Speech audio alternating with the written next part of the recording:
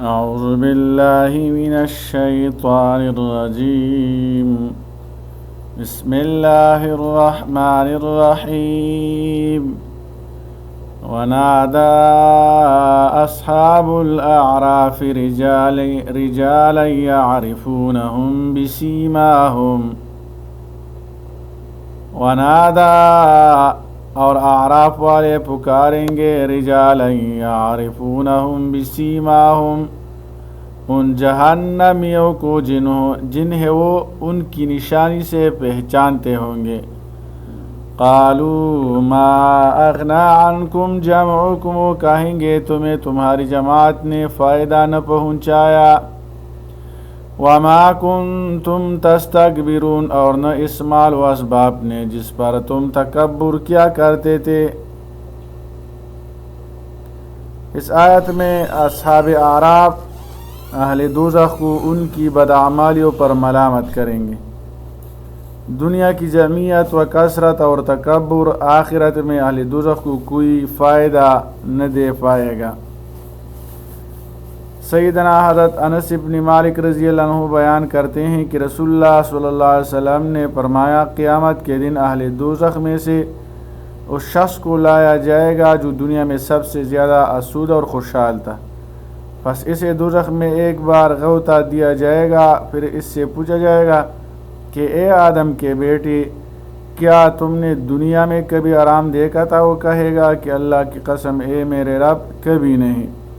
یہ صحیح مسلم کا حدیث ہے۔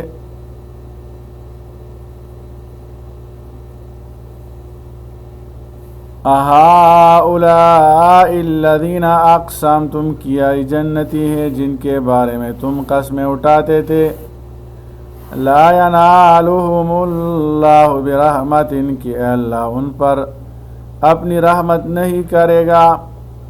ادخلوا الجنۃ لا خوف علیکم، انہیں فرما دیا گیا کہ جنت میں داخل ہو جاؤ، تم پر نہ کوئی خوف ہے، ولا انتم تحزنون، اور نہ تم غمگین ہوں گے۔ اس آیت میں اصحاب الاعراف کے ذریعے اہل دوزخ کو جھوٹ، تکبر، غلط تصور پر عمل کرنے کا بیان ہے۔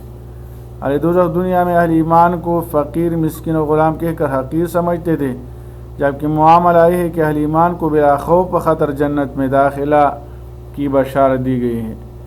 اہل اعراف جنت کی طرف دیکھیں گے تو اس کے اندر غریب اور کمزور لوگ نظر آئیں گے، جن سے کافر دنیا میں استہزاء اور مذاق کرتے تھے اور ان کو ایذا دیتے تھے۔ اس وقت اہل اعراف کافر سرداروں کو دوزخ میں دیکھ کر کہیں گے کہ کیا یہ وہی کمزور حقیر لوگ ہیں جن کے بارے میں تم قسمیں کھا کر کہتے تھے کہ اللہ کی رحمت انہیں کبھی نہیں پہنچے گی اور نہ اللہ کبھی ان کی مغفرت فرمائے گا۔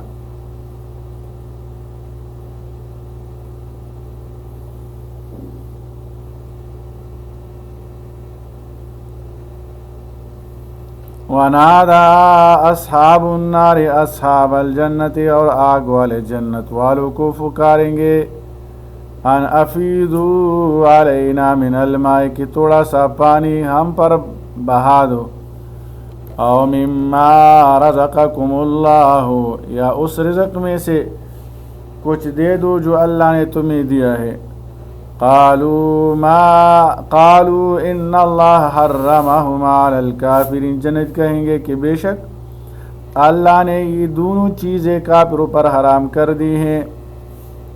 اس آیت میں اہل دوزخ کا اپنے دنیا کے شناس اہل جنت سے کچھ کھلانے پلانے کی فریاد کا بیان ہے۔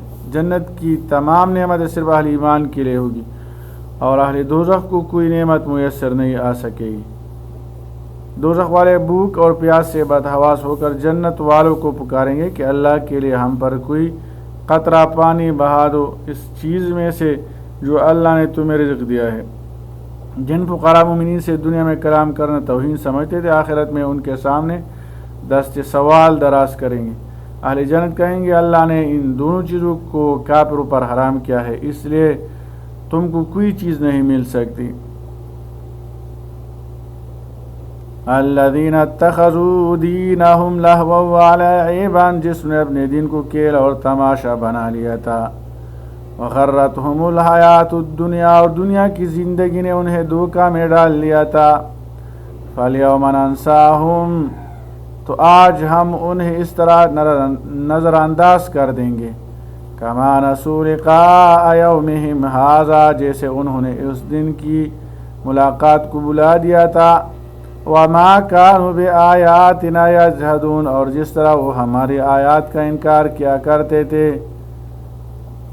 اس آیت میں جنت کی نعمت سے محرومی کی درجہ ذیل وجوہات بیان کی گئی۔ نمبر 1، لوگوں نے دین کو دنیا میں کھیل تماشا بنا لیا تھا۔ نمبر 2، دنیا کی زندگی نے انہیں دھوکے میں ڈالے رکھا تھا۔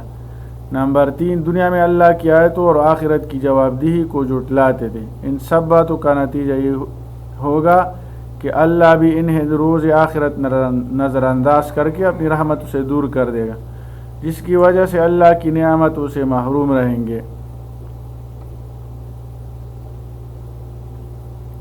وَلَقَدْ جِئْنَاهُمْ بِكِتَابٍ، اور یقیناً ہم ان کے پاس ایک کتاب لائے تھے، فَصَّلْنَاهُ عَلَىٰ عِلْمٍ هُدًى وَرَحْمَةً لِقَوْمٍ يُؤْمِنُونَ، جسے ہم نے اپنے علم کی بنیاد پر واضح کر دیا تھا۔ ہدیٰ و رحمۃ لقوم یؤمنون، ہدایت اور رحمت ہے مومنوں کے لیے۔ شاید میں قرآن حکیم کے ذریعے اللہ کا اتمام حجت کرنے کا بیان ہے۔ قرآن حکیم سے فائدہ اٹھانے والے وہ لوگ ہیں جو اس پر ایمان لاتے ہیں۔ اس طرح قرآن حکیم دنیا و آخرت میں ان کے لیے ہدایت و رحمت بن جاتا ہے۔ اللہ نے اپنے علم کامل کی بنا پر نیکوکاروں اور بدکاروں کا انجام بتا دیا ہے، اور روز آخرت یقینی ہے، اور ہر ایک کو اس کے عمل کی جزا و سزا بھی مل کر رہے گی۔ هل ينظرون الا تأویلہ، کیا وہ انجام کا انتظار کر رہے ہیں؟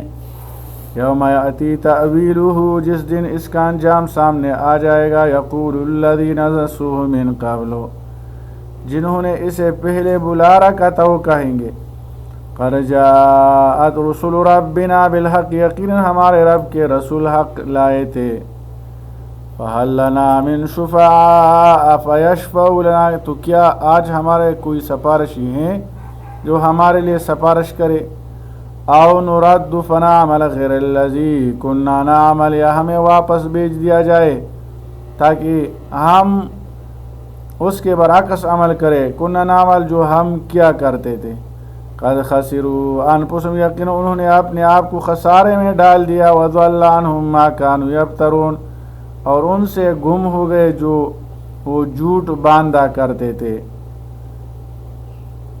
تعویل سے مراد کسی چیز کا مصداق یا واقعہ ہونے کا وقت ہے۔ انہیں قرآن حکیم نے جو وعدہ اور وعید بیان کی ہے اور اس میں جس نتیجہ اور انجام کی صراحت مذکور ہے اس کے سامنے آنے کے منتظر ہے، اور وہ سزا و جزا ہے، یعنی مرنے کے بعد اور قیامت کے دن جب نتیجہ سامنے آ جائے گا۔ اللہ تعالیٰ نے فرمایا، کیا وہ ایمان لانے کے لیے اس انتظار میں ہے کہ وہ وعید واقعہ ہو جائے، یعنی ان پر سخت عذاب آ جائے جو ان کو ملیامیٹ کر دے، یا قیامت واقعہ ہو جائے اور ان کا مواخذہ کر کے ان کو دوزخ میں ڈال دیا جائے، تو اس وقت وہ اعتراف کریں گے۔ اللہ تعالیٰ عمل کرنے کی توفیق عطا فرمائے۔ وصلی اللہ تعالی علی خیر خلقہ محمد وآلہ واصحابہ اجمعین برحمتک یا